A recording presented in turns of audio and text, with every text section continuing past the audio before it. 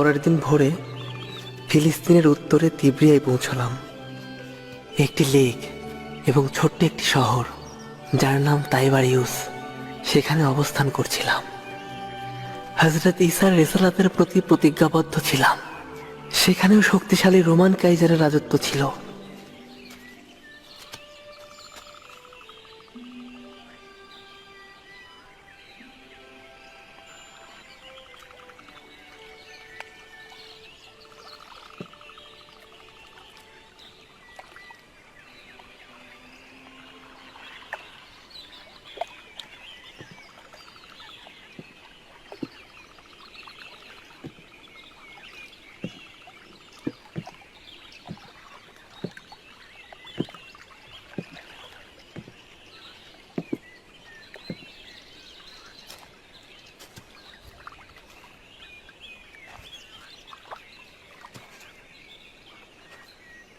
ওস্তাদ, এখানে আমরা সবাই জানি এবং আমি নিজেও হযরত মুসার কিতাবে পড়েছি যে খোদার ওয়াদা হযরত ইসহাককে দেয়া হয়েছিল, হযরত ইসমাইলের মতো আরবকে নয়। হ্যাঁ, হযরত মুসার কিতাবে লেখা রয়েছে, কিন্তু হযরত মুসা বা ইউসা কেউ এমন কথা লিখেননি, এমনকি বলেন উনি।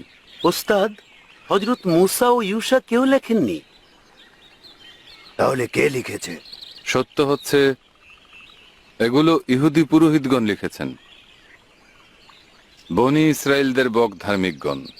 হায় খোদা!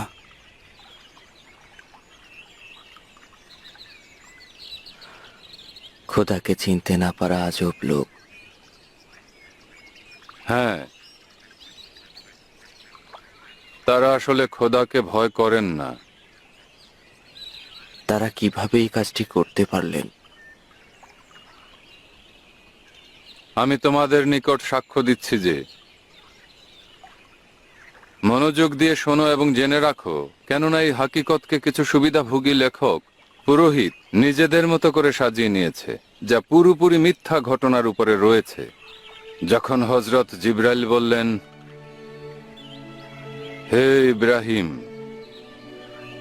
খুব শীঘ্রই দুনিয়াবাসী জানতে পারবে আল্লাহ তাআলা কিভাবে আপনাকে ভালোবাসে, কিন্তু কিভাবে ভালোবাসেন সেটিও আপনার পরওয়ারদিগার প্রদর্শন করবেন। আচ্ছা, আপনি কি মনে করেন আল্লাহ তাআলার এই প্রেমের বদৌলতে কিছু করা উচিত? হযরত ইব্রাহিম উত্তর দিলেন, খোদার এই বান্দার জন্য ওয়াজিব হয়ে গেল, আল্লাহ তাআলা যাই বলবেন তাই করব। অতঃপর আহ্বান জানানো হলো, হে ইব্রাহিম, তোমার প্রিয় বড় সন্তানকে নিয়ে পাহাড়ে চলে যাও এবং সেখানে তাকে কোরবানি করো। ওস্তাদ, সেই সময় কি হযরত ইব্রাহিম তার বড় সন্তান হযরত ইসহাককে কোরবানির জন্য পাহাড়ে নিয়ে গিয়েছিলেন? আন্দ্রাউস, হযরত ইসহাক যখন জন্ম নেন তখন হযরত ইসমাইলের বয়স মাত্র 7 বছর। ওস্তাদ, আলেম ও লেখকদের ধোঁকাবাজি তো আলোর ন্যায় পরিষ্কার, কিন্তু আমরা আপনার সবিস্তারিত মতামত শুনতে ইচ্ছুক। হে বারনাবা এবং আমার সকল ভক্ত অনুরাগীগণ, ইবলিস সব সময় আমাদের শরীয়ত বাতিল করতে চায়, আর আজ ভণ্ড বকধার্মিকগণ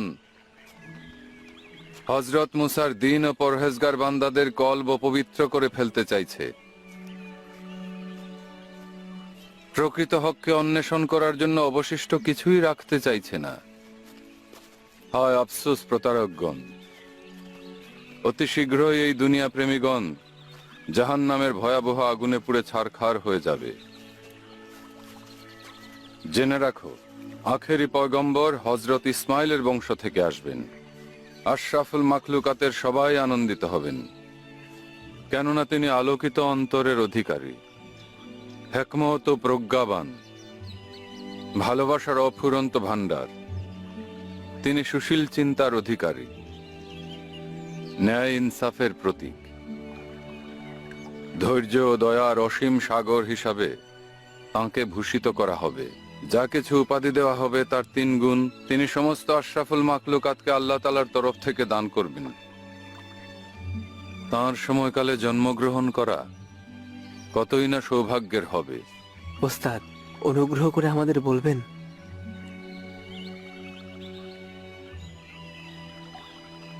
আমি তাঁকে দেখেছি, তাঁর প্রতি দরুদ পাঠ করেছিলাম। তেমনি ভাবে সকল পয়গম্বর তাঁকে দেখেছেন।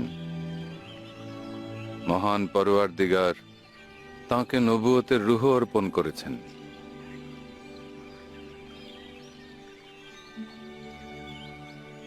যখন তাঁকে দেখেছিলাম, আমার সমস্ত অস্তিত্বে প্রশান্তি নেমে এসেছিল। আমি তাঁকে বলেছিলাম, হে আহমদ, খোদা আমাকে আপনার মতো মহানুভবের সাহচর্য পাওয়ার সৌভাগ্য করে দিয়েছেন। যখন এই সৌভাগ্য পেয়েছি তখনই বুঝেছি আমিও একজন পয়গম্বর ও কুদ্দুসিয়ে এলাহি হতে পারবো।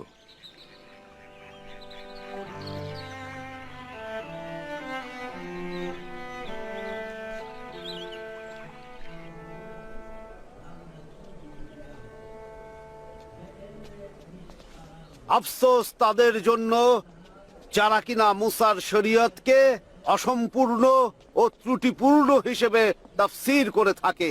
আফসোস ও হে মিথ্যা পয়গম্বর, মরিয়ম পুত্র, মরুভূমি থেকে আমাদের জন্য আবার কি ফিতনা ফাসাদ নিয়ে এলে? আল কুদসের পুরোহিতগণ বলেন, মুসার দেওয়া হারামগুলোকে হালাল করে দিয়েছো। হযরত মুসার শরীয়তে দুই ধরনের হারাম রয়েছে। তুমি তো লেখক এবং তাফসীর বিশেষজ্ঞ, উপস্থিত সবাইকে বলো ওই দুই ধরনের হারাম কি? সব ধরনের নাপাক ও অপবিত্র জিনিসকে হারাম করা হয়েছে। আচ্ছা, আমাকে বলো, গরু ও ভেড়ার চর্বি কি নাপাক, অপবিত্র? আচ্ছা, নখওয়ালা জানোয়ার কি নাপাক? হ্যাঁ,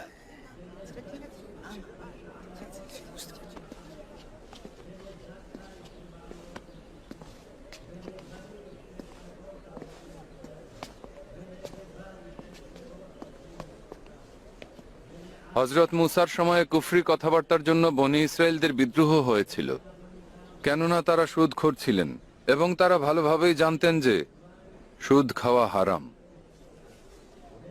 তারা জনগণকে দিনের হাকিকত থেকে, খোদা থেকে দূরে সরিয়ে রাখতেন। তাই মহান আল্লাহ তাআলা তাদের শাস্তির জন্য কিছু কিছু পবিত্র জিনিসকেও তাদের জন্য হারাম করে দিয়েছেন, আর আমি এই পবিত্র জিনিসগুলোকে হালাল ঘোষণা করছি। তুমি বেদাত করে বেড়াচ্ছ। তুমি জনগণকে দিনের হাকিকত থেকে দূরে সরিয়ে রাখছ। তুমি শাস্তি পাওয়ার যোগ্য। যদি দাবি করে থাকো তাওরাত পুরো পাঠ করেছো, তবে জানা উচিত যে মুসার শরীয়তে বেদাত ছড়ানো লোকের শাস্তি কি।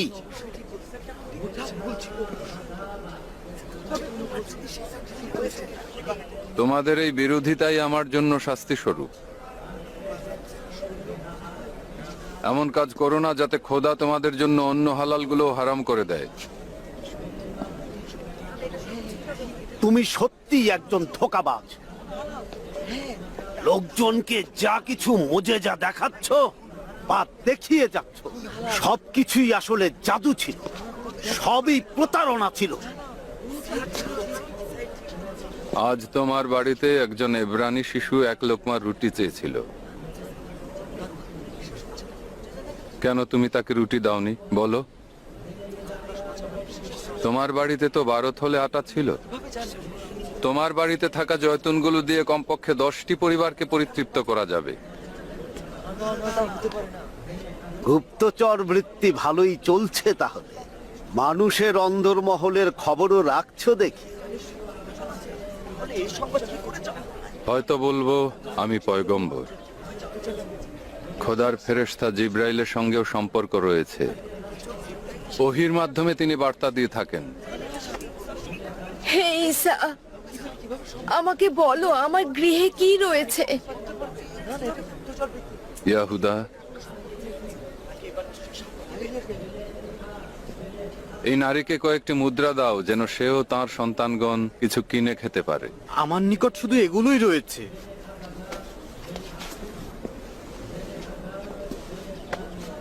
তোমার বাড়িতে প্রচুর খাবার রয়েছে। এত মাছ একসঙ্গে খেতে পারবে না, অথচ তোমার বোনের বাচ্চারা না খেয়ে ক্ষুধার্ত অবস্থায় রয়েছে। এই নারীকে কিছুটা মাছ দিও। তোমার বাড়িতে মাছ নেই, তাই না? ঈসা মিথ্যা বলছে। শুধুমাত্র মাছই নয়, এমনকি দই, দুধ, দুধের স্বর, মধুও রয়েছে। আজ সকালে প্রচুর পরিমাণে খেয়েছো। পেট বেশি ভরে ফেললে অসুখ হতে পারে। এই ফালতু কথার মানে কি যেগুলো আমাদের কাছে বলছে? সে বলছে গরু এবং ভেড়ার চর্বি নাকি হালাল। হয়তো সে খুব শীঘ্রই শূকর ও লাশ খাওয়াকেও হালাল করে দেবে। তাহলে বনি ইসরায়েলদের মধ্য থেকে খাতনা উঠিয়ে দাও না। যদি আমার উপরে রিসালাতের কঠিন দায়িত্ব অর্পিত না হতো তবে কিছুই বলতাম না, কিন্তু তোমাদের কাছে খুব বেশি দিন নেই। তোমরা ভয়ঙ্কর এক ষড়যন্ত্রে মেতে উঠবে। আমরা ষড়যন্ত্রকারী নই, তুমি বরং মুসার শরীয়তকে বিকৃতভাবে উপস্থাপন করে যাচ্ছ। তুমি এই উম্মতদের ধ্বংসের দ্বার প্রান্তে নিয়ে যাচ্ছ। এটি একটি বেদাতি পন্থা, এটি শরীয়ত বিরোধী, এটি বেদিন ও কুফরি কাজ। মুসার আইনের বিরোধী সেগুলো বলো সবাইকে। হায় আফসোস, হায় আফসোস জালিলের গোমরা শয়তান তোমার মনের মধ্যে বাসা বেঁধেছে। কাফের মুরতাদ হয়ে গিয়েছো। খোদার ঘর থেকে এক্ষুনি বেরিয়ে যাও, বাইরে বেরিয়ে যাও। হে মহান বুজুর্গ, আপনার মহান পরওয়ারদিগারের মাধ্যমে আমাকে শাফা দিন।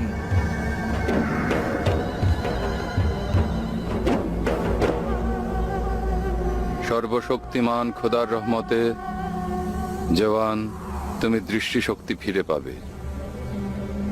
দোয়া পাঠ করছে, ঈসার জবানে জবুর শুনছি মনে হচ্ছে। কিন্তু আমি তাকে কম কিছু মনে করছি না। আপনি কি ভাবছেন?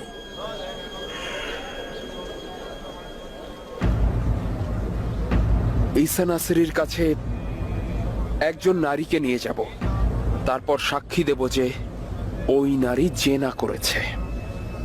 নাসিরি নিশ্চিত ওই নারীর অপরাধ সম্পর্কে ফতোয়া দেবে, হয় তাকে শাস্তি দেবে নয়তো মুক্তি। যদি তাকে শাস্তি দেয় তবে সে তার শিক্ষা ও আমলের বিপরীতে কাজ করবে। অবশ্যই ওই নারীকে নাজাত দেবে। এখনো কারো বিরুদ্ধে বিনা অপরাধে ফতোয়া দেয়নি। এই পদ্ধতিতে সে তার নিজের কবর নিজেই খুঁড়বে। কিভাবে? সে তো বিশ্বাস করে যে সে মুসার শরীয়ত কায়েম করতে এসেছে, তাই যদি সেটার কোনরূপ বাস্তবায়ন না করে তবে সে মুসার শরীয়তকে নিশ্চিতভাবে অস্বীকার করছে।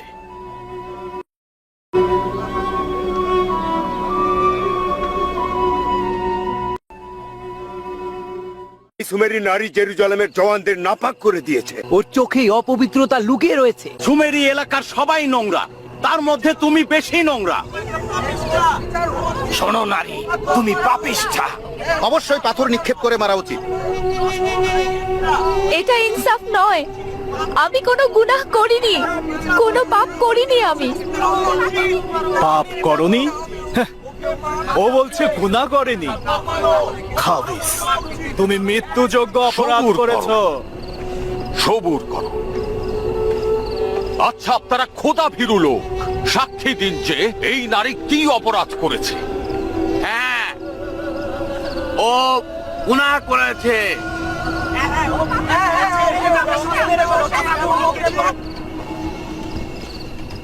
আমি সত্যি করে বলছি আমি কোনো গুনাহ করিনি।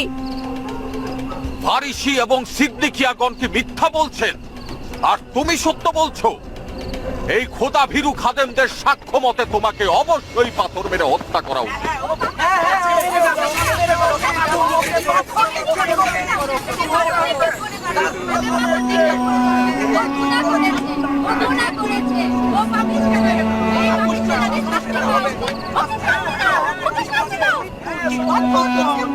সবুর করো,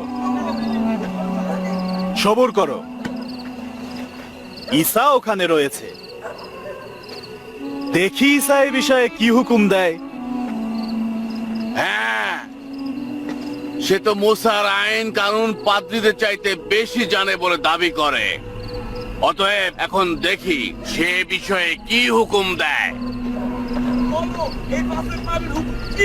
তাকে পাথর নিক্ষেপ করে মারা উচিত। এখন বলো আমরা কি করব? ওকে পাথর নিক্ষেপ করে মারা উচিত, ওকে পাথর নিক্ষেপ করে মারা উচিত। এখন বলো কি করব আমরা? গুনাহগার ও। যে গুনাহ করবে তাকে কতল করে মেরে ফেলো, ওকে পাথর নিক্ষেপ করে মারো।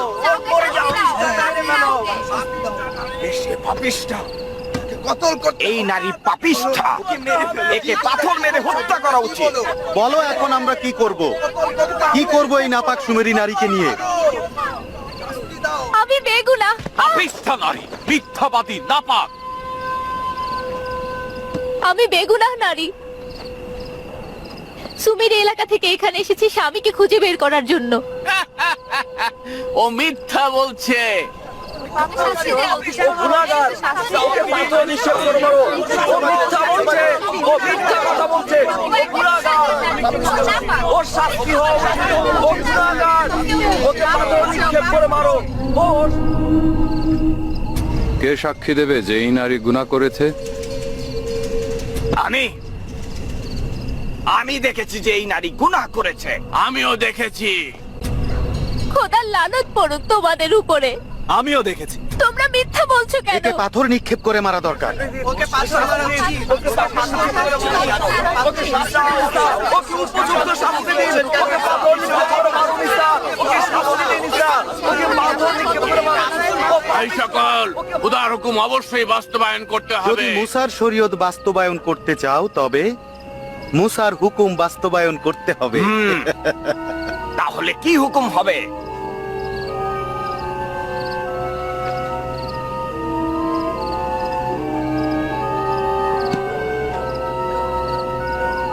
আচ্ছা, তুমি কি জানো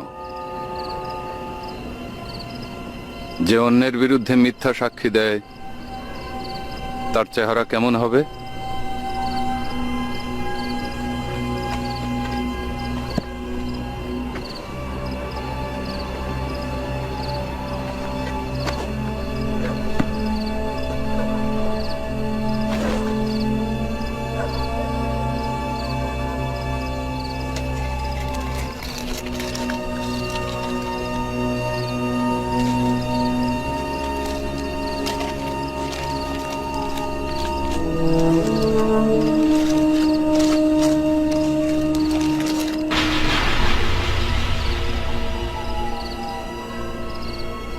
এই আয়নার দিকে তাকাবে।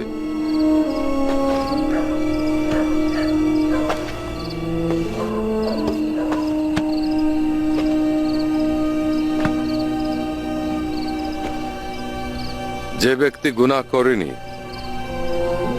সেই পাথরটি নিক্ষেপ করবে।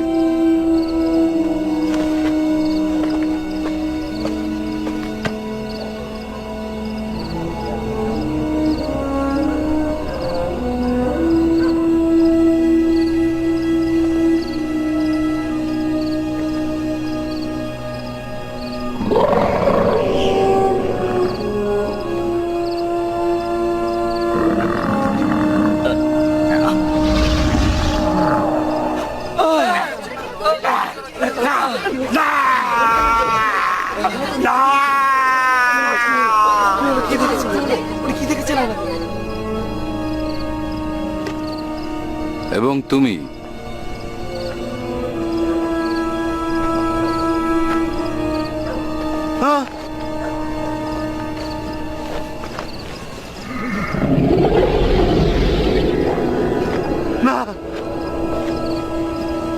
না না না না না না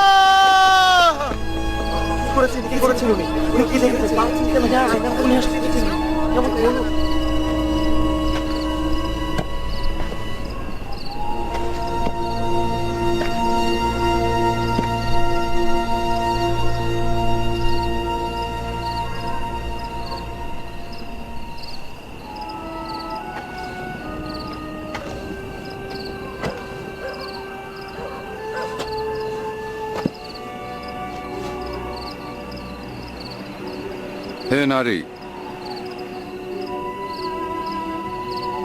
তারা কোথায় যারা তোমার বিরুদ্ধে সাক্ষী দিয়েছিল? হে রহমতের পয়গম্বর, আপনি হচ্ছেন সকল বরকতের পথ প্রদর্শক। আমাকে বলুন, আমি এখন কি করব?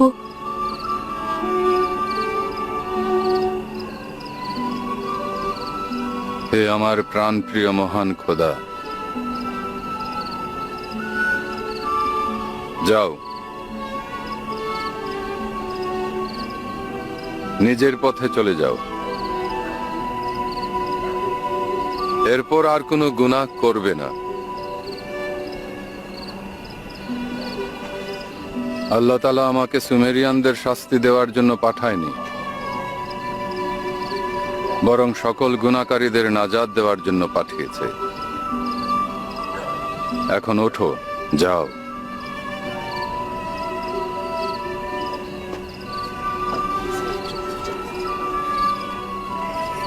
আমাকে বলো, তোমাদের কেউ যদি 100 ভেড়ার মালিক থাকো এবং একটি হারিয়ে ফেলো, কি করা যাবে? সবগুলোকে যেমন ত্যাগ করা যাবে না, তেমনি ওই একটির পেছনেও যেতে হবে। যখন সেটি খুঁজে পাবো, তখন সেই ভেড়াটিকে কাঁধে তুলে নিয়ে আনন্দ উল্লাস করব। এখন আমাকে বলো, আল্লাহ তাআলা কি মানব জাতিকে ভেড়ার চাইতে কম ভালোবাসেন? এখন যেহেতু খোদা মানব জাতির জন্য এই দুনিয়া সৃষ্টি করেছেন, মহান রহমানির রাহিমের কসম, যিনি আল্লাহ তাআলার ফেরেশতাগণের মধ্যে এমন আনন্দ উদযাপনের উপলক্ষ এনে দেবেন যখন সমস্ত পাপীদের তওবা কবুল করে নেবেন। কেননা ওই সময় আল্লাহ তাআলার রহমতে আজিম নাজিল করবেন।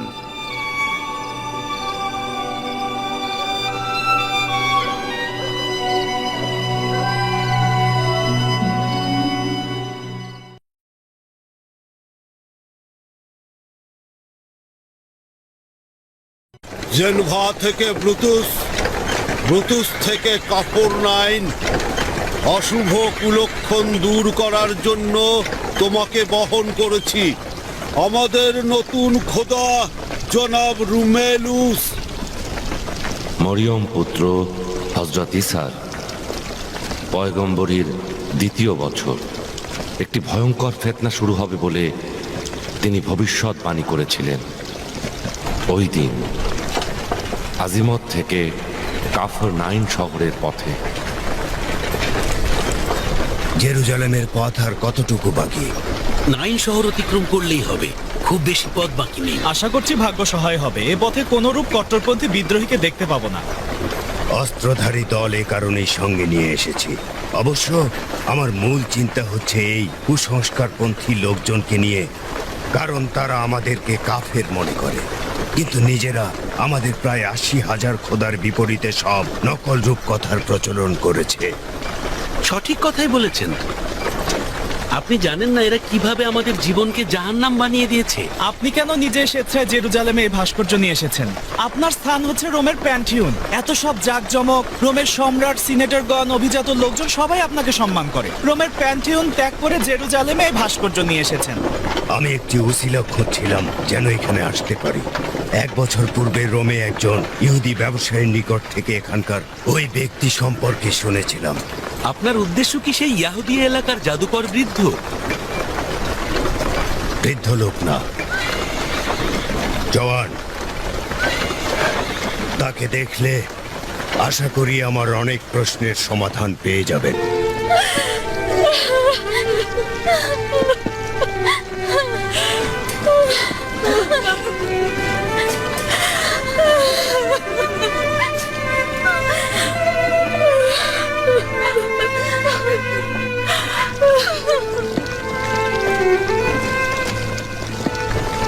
সবাই সাবধানে এসো, আসলে খুব কি আপনি এত সাবধানে দূর এসো। এসেছেন শুধু?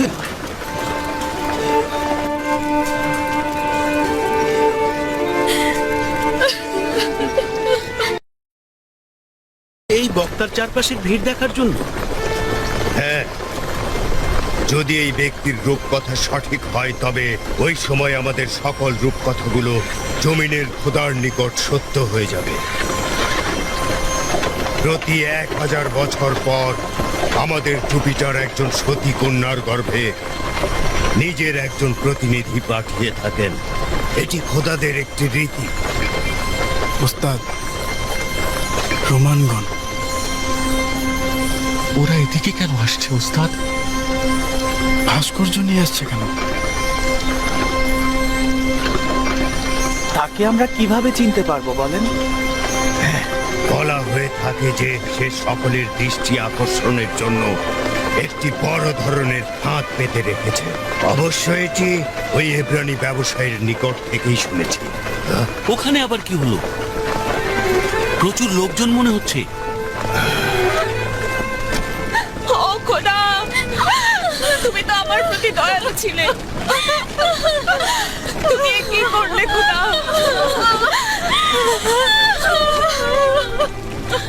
কি হয়েছে? ওখানে আবার কেন এত ভিড় দেখা যাচ্ছে? এটা এব্রানি রীতি জনাবে আলী, সবাই এভাবে দাফন কর্মে অংশগ্রহণ করে। হে খোদা, হে ইব্রাহিমের খোদা, আমাদের ক্ষমা করুন। এই মৃত যুবককে তোমার রহমতের ছায়াতলে আশ্রয় দাও এবং এই শোকার্ত মাকে ধৈর্য ও শোক সহ্য করার ক্ষমতা দাও। আমিন। অবশালোম, তাকে চেনো? সে কে? ঈসা নাসিরি। এখন চিনতে পেরেছি।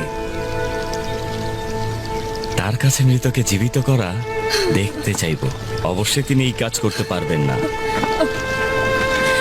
ঈসা নাসিরি এসেছে, জালিলে শহরের পয়গম্বর।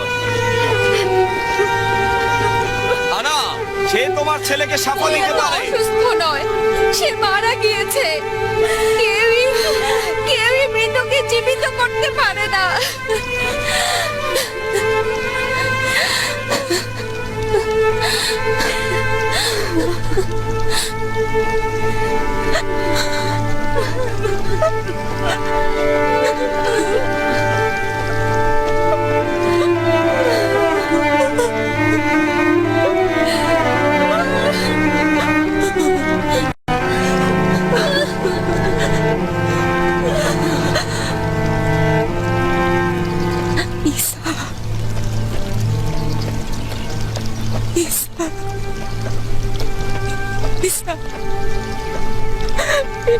ঈসা,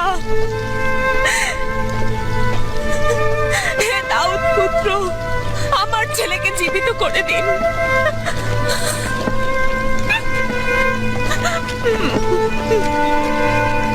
আমার ছেলেকে জীবিত করে দিন।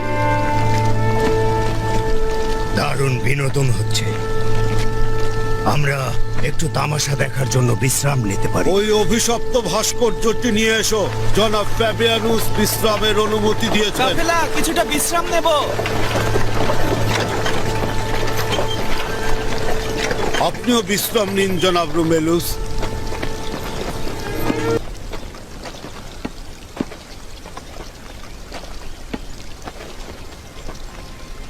হে মরিয়মের পুত্র, আপনার নিজের জন্ম কি একটা বড় মজেজা নয়? তাহলে মজেজা দেখান।